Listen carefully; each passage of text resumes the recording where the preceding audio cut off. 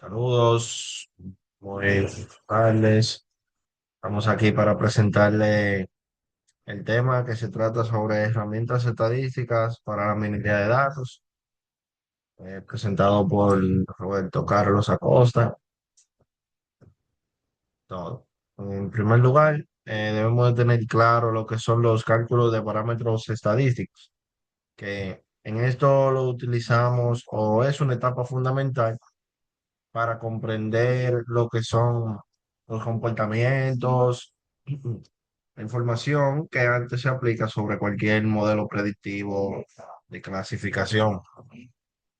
Estos parámetros también permiten resumir grandes volúmenes de datos, como también, vamos a decir, ponerlo en valores más simples. Por ejemplo, lo que vemos, la media, la mediana y la moda, nos ayudan a identificar dónde se concentran los datos, mientras que otros métodos como la varianza nos ayuda, nos ayuda qué tan dispersos están.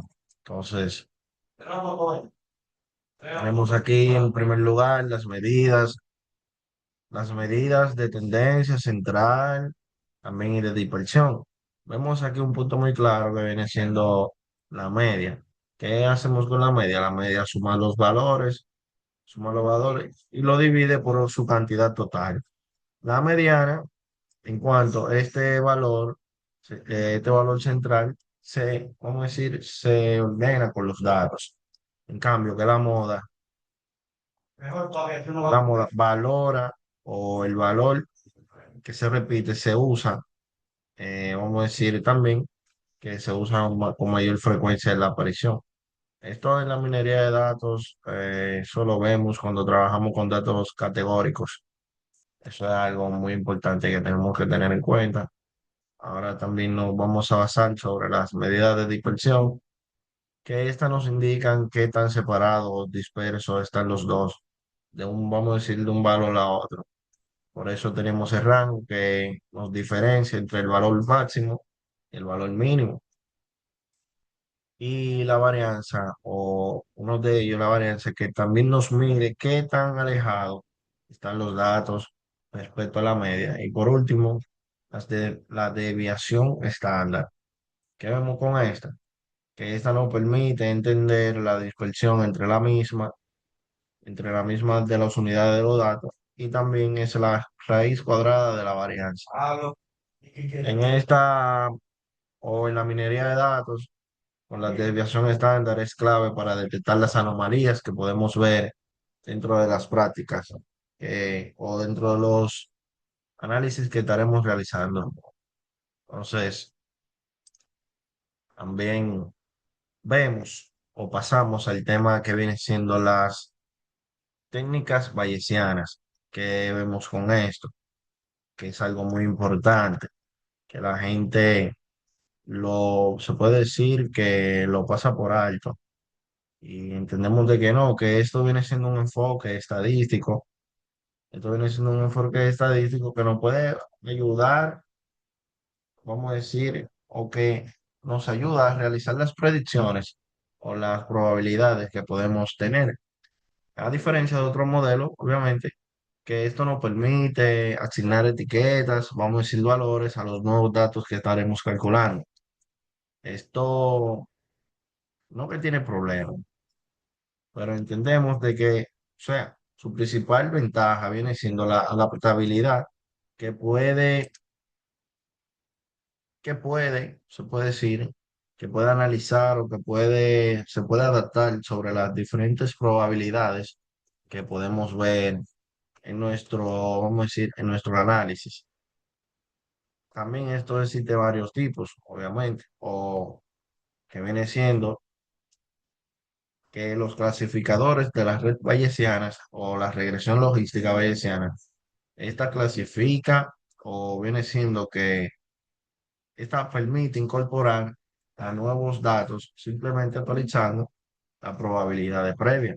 Y también pueden actualizar, vamos a decir, las etiquetas de clase en consecuencia. Eso es algo muy importante que tenemos. Vamos ahora con el tema de las pruebas de hipótesis. Eh, también las personas al momento de minar datos o de utilizar herramientas, lo, lo dejan pasar muy alto. Esto es algo que se puede decir que es tan importante igual que los otros, ya que esto viene siendo como una casa, un edificio que conlleva varias columnas y con cada herramienta o con cada, vamos a decir, accesibilidad que uno no utilice, nuestro análisis de datos puede estar incompleto y puede generar, vamos a decir, inconcordancias al momento de hacer, vamos a decir, un reporte. Entonces, con, con las pruebas de hipótesis, vemos también que estas son reglas estadísticas para poder aceptar, poder rechazar una afirmación que, o sea, una afirmación sobre una población, obviamente, que basándose en la evidencia que tenemos. Una prueba, vamos a decir, examina o vamos a decir, es un muestreo sobre, vamos a decir, los datos. Tenemos aquí también que con la hipótesis nula se puede probar o que se va a probar. Por lo general, entendemos también que la hipótesis nula, por su enunciado, vamos a decir, de que nula, uno entiende de que no, que esto no tiene efecto, que no hay diferencia. Eso es lo que uno entiende. Pero con la hipótesis alternativa, que es, vamos a decir, otra derivada, esta afirmación o este resultado se puede concluir mediante que, vamos a decir, un verdadero acuerdo con la evidencia proporcionada de los datos. Entendemos o hacemos un ejemplo claro de que X población hace, vamos a decir, se necesita una hipótesis para poder determinar qué tan porcentaje o qué tan, se puede decir, qué tan efectivo puede ser un dicho acuerdo y se realiza esa hipótesis para saber si es verdadera o no. Entendemos también que se puede decir que con esta base de datos que nos muestran las pruebas se pueden determinar si es nula o si es alternativa. Un error común que nosotros vemos día a día, hipótesis tras hipótesis o pruebas de hipótesis es la percepción que las pruebas estadísticas están diseñadas para seleccionar lo más probable de las dos hipótesis que tenemos en el momento. Supongamos la hipótesis nula y la hipótesis alternativa. Entre las preguntas más frecuentes que nosotros vemos en la hipótesis nula es, vamos a decir, o se puede, no que más frecuente, sino que se pueden o pueden estar dentro de las que se pueden realizar. Una de ellas viene siendo, es diferente la estatura. Un ejemplo, claro está, viene siendo diferente la estatura de los estudiantes y lo de, vamos a decir, de pregrado en promedio. Otra pregunta, que la desviación estándar de su estatura igual es igual o menor que 5 pulgadas. Esas son preguntas que se pueden implementar en una pequeña prueba de hipótesis. Eso, ahora pasamos al tema de las técnicas de regresión lineal, que esto es una técnica de datos que podemos ver y que predice el valor de los datos desconocidos mediante o el uso de valor de datos relacionados y conocidos. Ya con eso nosotros podemos sacar un estimado, podemos hacer un pequeño análisis, como dice, de esta regresión lineal para que nos modele matemáticamente la variable conocida o desconocida que queremos, vamos a decir, en nuestra o como una ecuación lineal. Supongamos de que tenemos diferentes tipos de datos sobre gastos e ingresos del año pasado. Esta técnica analiza estos datos y esta determina que, vamos a decir, tus gastos son la mitad de tus ingresos. Y esto lo calcula también a futuro para poder eficientizar o mejorar nuestro estilo de vida. En ese caso, ahora nos vemos o nos detenemos con el tema de las análisis de multivariante. Eh, ¿Se entiende? Se entiende, vamos a decir, también se analiza de que esta metodología o esta herramienta que nosotros utilizamos en la minería de datos se utiliza para estudiar las diferentes o distintas variables al mismo tiempo. ¿Qué digo con esto? Que con este análisis podemos identificar los patrones y las relaciones o asociaciones, obviamente, que sean complejas entre ellas. Eso está muy claro. Esto es útil o, vamos a decir, se utiliza mucho con el tema de los datos complejos y con los multifactoriales, porque esta, como la investigación de mercado, vamos a decir, se necesita más de una única variable para poder explicar un fenómeno. Por ejemplo, utilizamos un ejemplo un análisis de satisfacción del cliente. Debemos de tener en cuenta varios factores. Debemos de tener precio, calidad, calidad del producto y calidad del servicio del cliente. Todo ello vamos a decir, se retienen y podemos hacer una percepción global del usuario. Esto es muy clave con el tema de los análisis, debido a que podemos encontrar patrones o pequeños patrones en nuestros análisis. Entonces, los pasos que debemos de utilizar,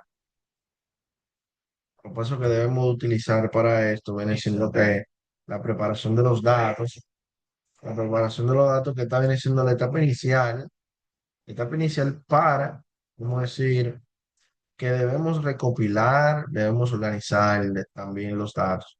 Y en esta también es una pequeña limpieza y está enfocada en eliminar estos datos que estén duplicados y lo que vienen con errores de entrada. El segundo paso viene siendo la selección de variables relevantes, que este paso se utiliza para que las variables se puedan usar y que aquellos factores se puedan incrementar y que se puedan estudiar. El tercer paso, muy importante, es la elección de la técnica de análisis. ¿Qué vemos con esto? Aunque no está presentado en el proyecto, es que nosotros presentamos las distintas técnicas que tenemos o que tendrán estas características de datos con el objetivo final en dicho análisis. Y por último, análisis de los datos. Una vez que se haya realizado el análisis, se va a examinar, se va a ver los resultados que se obtuvieron para identificar los patrones. Ahora, ahora nos vemos con que son los análisis cluster. ¿Qué vemos con los análisis cluster? Quiero tener algo en cuenta que he dicho en el transcurso que todas las herramientas son importantes y es por eso, porque cada una, aunque hagan, vamos a decir, funciones diferentes, se pueden entender, se pueden conceptualizar de que aunque tengan diferencias en sus herramientas, tienen un mismo objetivo, poder eficientizar estos análisis de datos para que uno como ingeniero del sistema pueda hacer los mejores análisis. Volviendo a lo que viene siendo el análisis cluster, que viene siendo la agrupación de los datos para efectuar las segmentaciones. Esto es una técnica que utilizamos para clasificar un conjunto de individuos o grupos homogéneos. Estos grupos son partidas, vamos a decir, de desconocidos, y lo que hace es determinarlos para poder obtener, vamos a decir, clasificaciones o clustering. Esto, esta metodología viene siendo fundamental para el proceso de los datos, permitiendo identificar patrones ocultos. Es muy diferente a lo del multivariante porque aquí veíamos que podía identificar patrones, pero eran porque eran patrones claros, al contrario de los patrones ocultos, que esa es la función del análisis cluster. También vemos de que hay herramientas que lo utilizan, que vienen siendo la Big Data y la biología, que esta facilita la detección de anomalías y de las organizaciones de grandes volúmenes de datos o de información. Eso es muy importante. Eso es muy importante. Ahora nos vemos con las herramientas o las otras herramientas que podemos utilizar mediante, vamos a decir, las herramientas estadísticas, viene siendo la desviación estándar, que esta es una medida que podemos identificar qué tan dispersos los datos están de su respecta media. Esta viene siendo con la raíz cuadrada de la varianza y se utiliza para entender cómo se alejan los valores individuales del promedio. Pasamos al siguiente, viene siendo coeficiente de variación, que es una medida relativa de dispersión que nos expresa las desviaciones estándar como porcentaje de la media.